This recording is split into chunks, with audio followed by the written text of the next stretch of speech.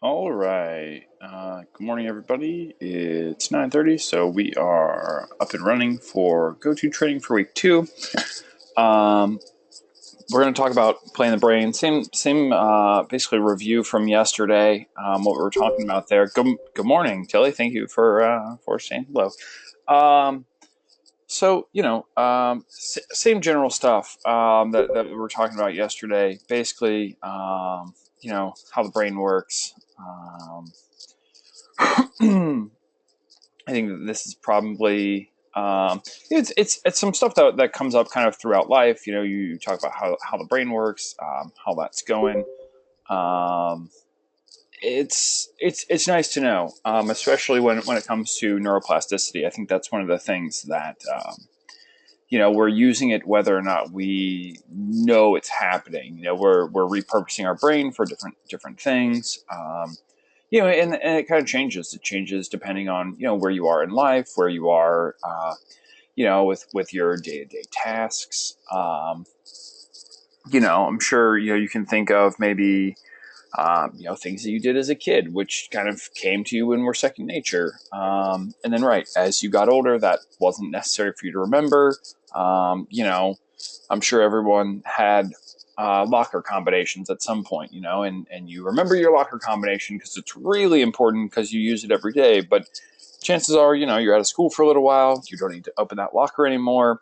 It stops being important. You kind of you get rid of that information. Um, so yeah, our brains are pretty cool in that way that they can kind of go back and forth and use things differently. Um, we were talking a little bit yesterday about there was the video of the rat tickler, which I think is actually pretty. Um, I like it a lot. It has a weird name, so I feel like it always kind of sticks with people. But it's really interesting when we look at social play and how that affects us kind of later on down the road. I think that just from like thinking about my friends and growing up and um, having social skills, really, it benefits us later on in life. In the example, they said, that with the rats, that the rat who played a lot, was more successful finding a mate. Which is obviously something that a good amount of people are trying to do at some point. It's not why we're here in school, but a lot of times people end up, seeking out, the opposite gender in school and finding themselves in dating relationships. But right in the business world, that's kind of more where I look to it. Um, Having shared experiences, getting getting kind of the same, even pop culture references. I throw them out from time to time. I know that a lot of maybe some people get them, maybe some people don't. It's fun for me. But right, it's one of those things. It's human nature that if people get your references and know what you're talking about, and you have shared experiences, you're gonna want to work with them. You're going to be maybe friendlier to them.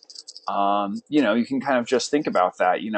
Historically throughout your life, people who had shared experiences who you could relate to were people you probably spent more time with than someone who maybe say you had nothing in common with.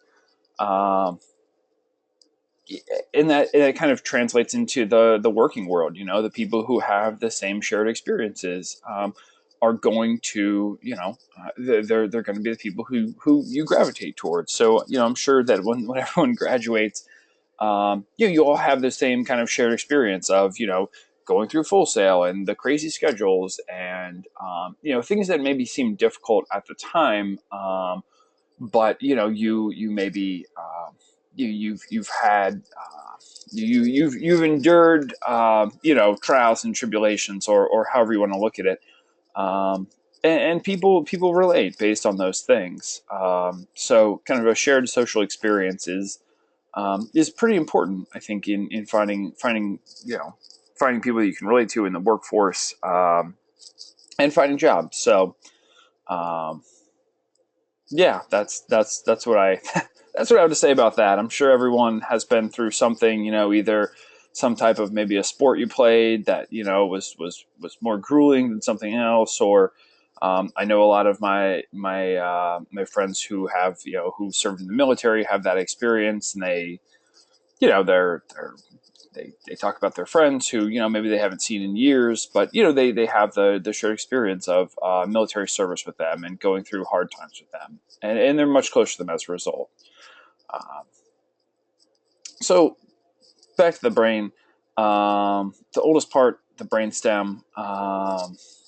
We went through it yesterday. I think everyone's pretty clear. It's basically it's the part of the brain that keeps us alive and makes sure that we're functioning and doing the stuff that we need to do to survive. The limbic system, hippocampus and amygdala, middle brain, regulates emotions, value judgments, things like that. That kind of ensure that we're we can weigh our options. We can think about what's the best plan for us, what we should and shouldn't be doing. Um, so that amongst other things, and neocortex, the four frontal lobes. Again, that's the consciousness, the part that they say makes us human. If we want to get into hemispheres of the brain, the left hemisphere, which kind of is responsible for more mechanical stuff, so logic, language, analytical thought, science, and math, versus the right side, which is the creative, spatial, relationship, holistic thought, art, and music. So kind of we have the mechanical side and the creative side. Um, I think that there's a lot of times that we get crossover between the two. I know anyone who's a programmer. You really have to use both sides. You have to use your logical side to be able to write code that's effective, that does what you need it to do. But there's still creativity in that. You need to figure out, what you want your code to do. New ways to kind of lace it all together to make it do, give you the functionality that you're looking for. Same thing with maybe somebody who anyone who's I want to say in I believe it's recording arts, will have this class where you talk about signal flow. I know that's one of the big things that they really drill is signal flow and how it works, and you need to know how things like that work. So where maybe you're generally more creative, um, you're going to need to use both sides. You're going to need to know the logical side of how a signal works, how it moves. So it's important to use both sides and to really exercise them both. I think that a lot of times we like to, sometimes it just kind of I don't know if we like to, but it happens. People pigeonhole themselves. They say, oh, well, I'm a creative, so I don't really need to think about these logical problems, or vice versa. I'm more mechanical in my thought. That's more important to me. Um, what it kind of comes down to is, a lot of mechanical stuff, it turns out, is being automated these days. Being able to do complex math is great and is really impressive. But generally, most people are, they're using machines to do the math. They're using calculators. They're using other computers, things like that. I think that the being able to kind of sort things out logically, when you think about maybe the shortest distances, things like that. Those are really some of the real world applications where a logical thought process is necessary. Thinking about the way you want to assemble things. There's an interesting activity or practice that I know a lot of the programming instructors like to do, where they basically ask you to write out the instructions to like make a sandwich. Um, but like it also assumes that you've never made a sandwich before, or that the end person performing the task won't have made a sandwich and won't like take any of their own ideas and put them in there. So you might it's like you have to explain to them like how to align bread, how to make sure all your condiments are thoroughly mixed, things like that. That we all kind of take for granted, but if you're doing programming, that stuff maybe doesn't come. It's not a computer just has commands. It just follows orders. It doesn't think for itself. So kind of being able to, in a logical way, tell a computer how to do certain tasks, it's pretty important. So being able to find the words for that is a pretty useful skill, which is not all of what programming is, but is part of it. So, yeah, that more or less is right in left hemispheres. Does anyone want to volunteer to do a brief activity? It's on the next slide. You can raise your hand. If you do, I'll unmute you. You'll just be asked to read some stuff. Any hand raisers? Anyone at all? Does everyone know how to raise their hand? Can everyone hear me? Have you lost me? Am I talking to myself?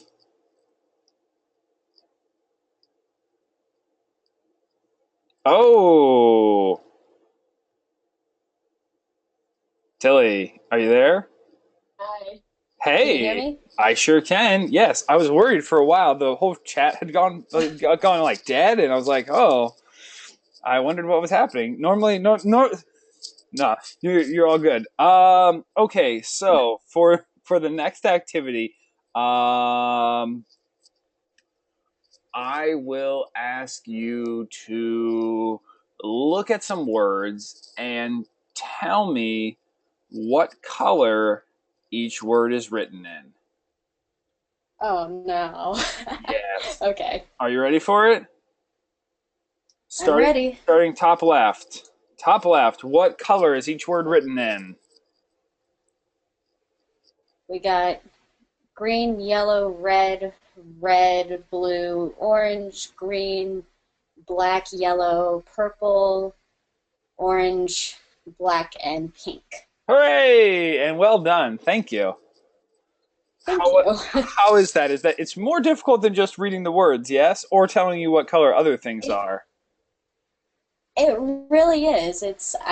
My thing is I always focus on the bottom right corner of the word Uh when huh. I do this. So Well, you did an excellent job. that's Thanks so much for thank you. participating. You're welcome. All right. Yeah, so I think those are interesting activities. You kind of just gives you an idea of how your brain works. Sometimes I think it's even more difficult when you're doing it in your head and you're not reading it out loud. It's pretty interesting. It's not how we're thinking about things. We are kind of taught to read words, and so especially when you see a word written and you're asked to name the color of it, it kind of plays tricks on your brain. I think it's fun. It's a fun little activity. So well done, Chili. Thank you very much for participating. Um, yeah, it's totally. It's difficult when you don't say them out loud. It's because you're reading, and you're reading in your head, and you don't really think about those things as much. Plus, I think you read a lot faster when you're reading in your head. Um, Yeah, Asia. Yeah, you got to white and red, and you stopped. Yeah, it's funny because it's tough, and I think like when someone does it and they do it well, it's impressive. But it's one of those things that you really have to stop and think about. Where we're kind of used to our brain works fast, everything is quick, and we have to slow down and actually stop and think about each thing that we say. So it's pretty interesting. Well, thanks, Taylor, for being a good sport. I really appreciate it. There's another one. We're not going to do it. It's the same thing. It's just it's with places, alignments of where everything, what side of the box is the thing on. But you get the same idea. You can do them in your head if you want. It's interesting. These ones I think are a little bit different because there's only four options. Which side of the box it's written in. But it kind of gives you the same idea. So yeah, that's interesting. How the brain works. This is a place where I normally insert the same video that we watched yesterday on neuroplasticity. Not going to do it. We watched it yesterday. I think it's a useful video. You kind of see how how new pathways are formed. And it's tough, sometimes trying to go back to an old neural pathway after we haven't used it for a while. Is there anyone who's done that, who's maybe had an experience where, you hadn't done something for a really long time that you used to be great at, and trying to, kind of get back on it took some time, took some adjustment, who's also willing to talk about that in class? Feel free to raise your hand, or you can type in the chat box. I can read it. Maybe horseback riding. Yeah, definitely. So right, if you maybe you're really good at horseback riding at one point, how was it when you tried to get back into horseback riding? You fell. Okay. I'm sorry to hear that. That's no fun. But yeah, it's tough when we Tony says ice skating, switching between RGB and CYM color modes. I'm not gonna lie. I still don't quite understand what. Tilly, can you explain what those things mean? I just unmuted you. So red, green, and blue is one range of colors you can use to create colors, and then that's normally what's used with pixels and digital stuff. And then CYM is cyan, yellow, magenta, which is like what your printer ink uses to create colors. Okay. And switching between the two is really confusing. What happens when you switch between them? Like what goes on? Oh, it gets into physics, but it's combining. One is additive color mixing, and the other is subtractive. So it's like using opposite math equations to try to find the same result, if that makes sense. It's like the Interesting. simplest way I can put it. That was very very well put. Thank you. Because I honestly I'm like it's immediately over my head, so I have no idea. But well, thank you. I appreciate you explaining that. Not a problem. Yeah, so it looks like Will's saying that he had that experience with basketball. He used to be an outside shooter, and his coach wanted him to be a mid-range shooter. Yeah, definitely. You're used to shooting the ball from a certain range, and it can be tough. Yeah, you kind of get locked in. You know the power that you need. You know the height that you need to jump, all that stuff. So right, so making those changes can be really difficult. Asia says playing the piano. You stopped when you were younger. You started back up again. It took a while to get back into it. Yeah, absolutely. Asia also hates cyan, yellow, magenta because apparently it's tough. It sounds like it. It sounds like you have to just sit and do math all day, and people just want to, you want to just work with colors. It's interesting how much that happens. When we well, a lot of times, and this happens to everyone, myself included. We get ideas about maybe the field we want to work in, and we think, oh, I want to do this, and then when we realize that there's other parts that we don't want to do about that field. Alexander says switching from Xbox to PlayStation controller layouts are still confusing. Totally, yeah. um, I had that experience when I went to school, and you know, for for social work, which is what my degree is in, it's pretty similar to a psychology degree. But I was there and I realized I had to take statistics, which I didn't expect, and I realized that statistics was much harder than I thought it was going to be. I did not especially love doing it. But I did it. I got through it. I passed, which which was what I needed to do. Um, so I think that's something that everyone's going to kind of come into. They're going to realize that, yeah, try not to be nervous about jumping back into math. I know the math department is, they're really accommodating. Actually, one of my good friends just started heading up the math department.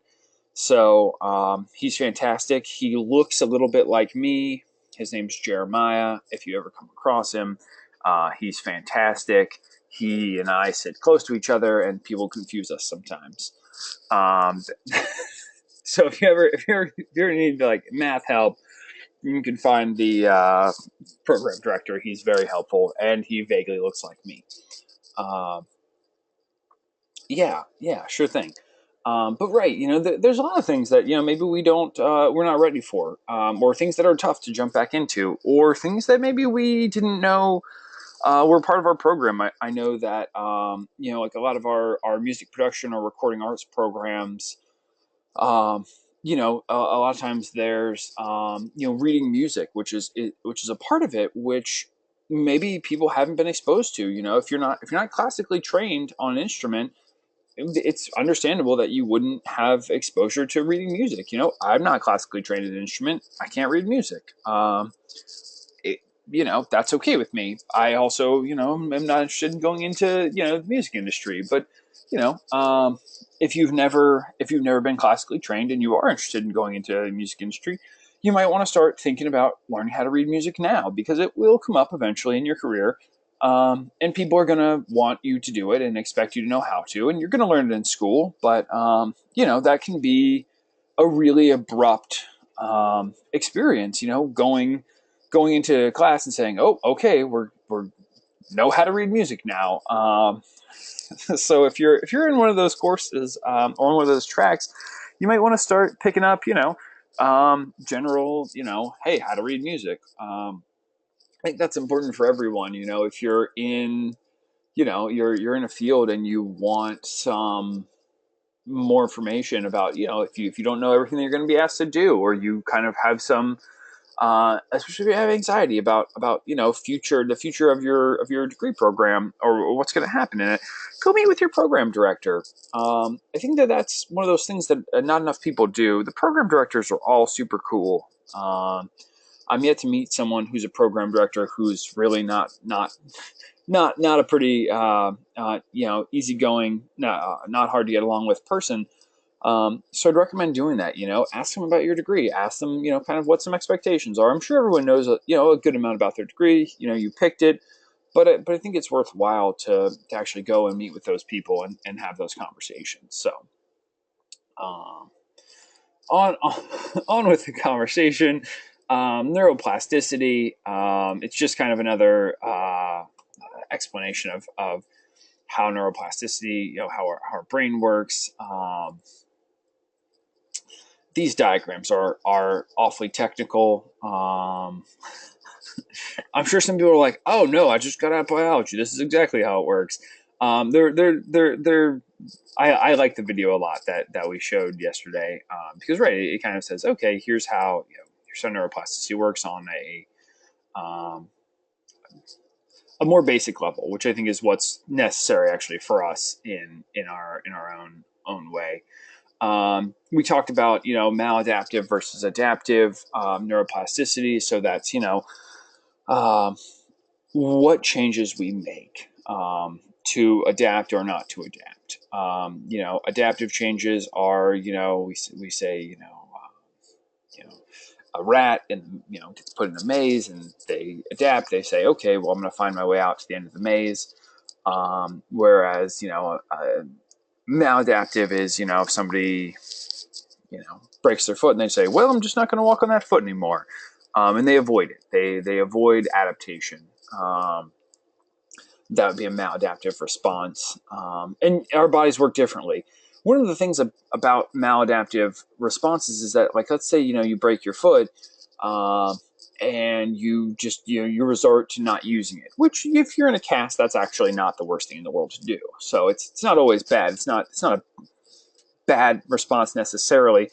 um, but once, even after your foot is back and is fully healed, you're still going to, your body has kind of been trained to not use that, to not, put the same pressures on it.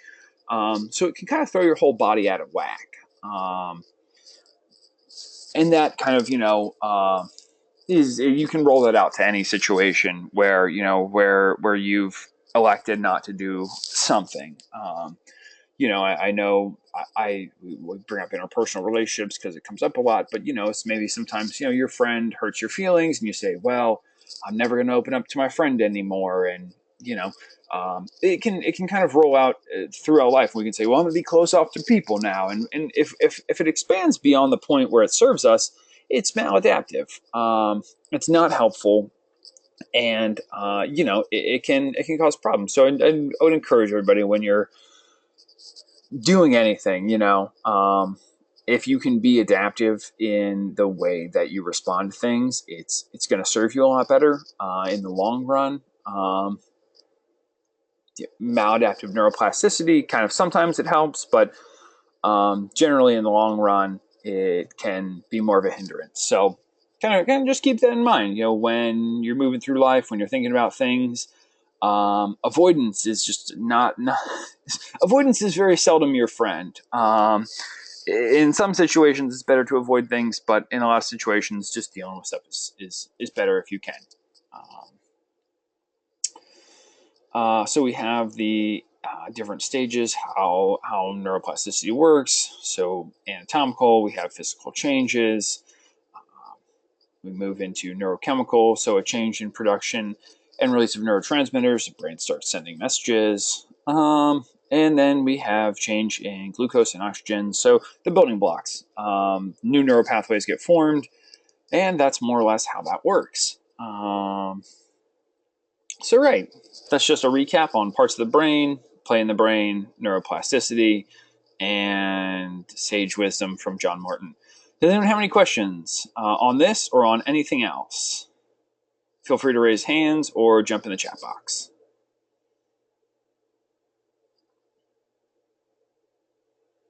Does anyone have questions on other things? Any questions at all that you want?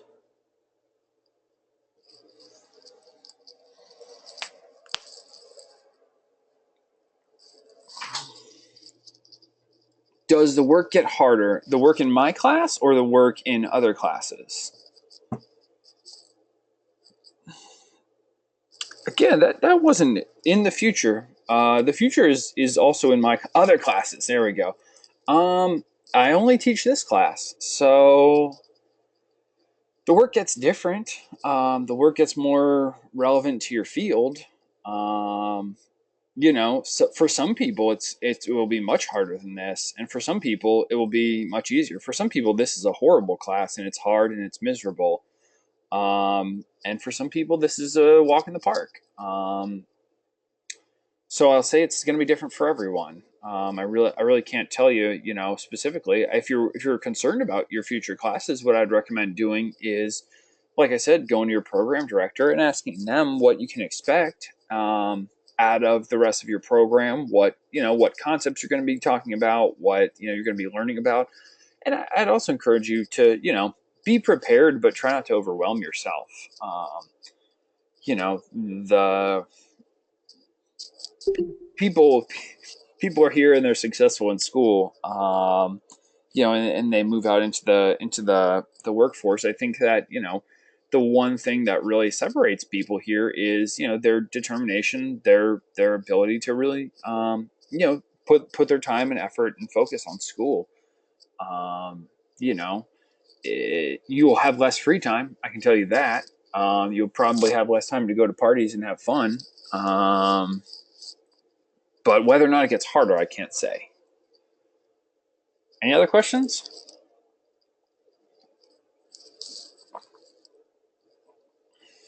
Yeah, I try to make everything pretty straightforward, and especially in my class, if you follow all the directions, it's pretty likely you're going to pass my class. Most of what I have here is not, I have no tricks. I don't want, again, as I said the other day, I'm on your side in this whole thing. Most of what I want to do is prepare you for the rest of college. I realize no one came here to be a psychology student. I don't take that personally. I realize, everyone has their own dream. My real, what I really like is knowing that I can help people get prepared to achieve their dreams, whatever that looks like. If that's through maybe some life skills that we need to develop or need to develop further, whatever it is, that's what I'm here to do. Thanks, Sophie. I appreciate that. I'm I'm glad you like the class. I try to make it fun. I try to make it interesting. Yeah, thank you. I appreciate that. That means a lot. Um, Anyone else with any questions? Any questions at all? Well, I will say for everyone who's here, I am going to do my best to try and remember to bring a surprise into class tomorrow. So if you're here, um, try to come by my desk first thing in the morning and say, Mr. Morton, did you bring that surprise to class? And I will do my best to remember to bring it. And if I have it, maybe in luck. So, surprises for tomorrow. Early birds. Thanks for being in go-to training. Come by in the morning. And in the morning, class at 3 o'clock. Come by my desk first thing. And I will hopefully have a surprise for you. So, there are 16 of you. So come by first thing if you remember. If you don't worry. Yeah, thank you. Okay, well that's it for the day. You're all free to go. Have a good afternoon, and I'll see you all tomorrow.